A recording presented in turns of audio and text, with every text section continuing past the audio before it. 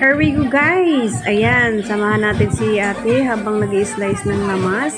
At ako naman ay nagbi-video sa oras na ito. Tingnan natin yung may kaganapan, may pensyonado dyan na ay, nako, sumiklab nga! Ay, nako, nagkakagulo na. Ayan, si Marisa, ang haba ng paa, nagtatakbo na. Ayan, so may natrap po dyan sa nangyayari dyan. Ayan. So, inapula po namin ang apoy, kaya nakakover po ang ano dyan dahil ako'y kumuha ng tubig doon sa balde. Kaya yan yun ang nangyayari dyan.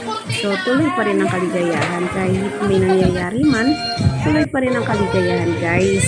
Ayan. So, awitan na tayo. Ayan, si Malu wala pa. Ang tagal naman ni Malu. Ang birthday celebrant, hindi alam kung ano nangyayari sa loob. Yan si Madam, mga aming Madam na magaling kumanta. Siya yung singer tonight. And then, ayan si Madam Marlene. Dalawang magkapatid dyan. Yung magaling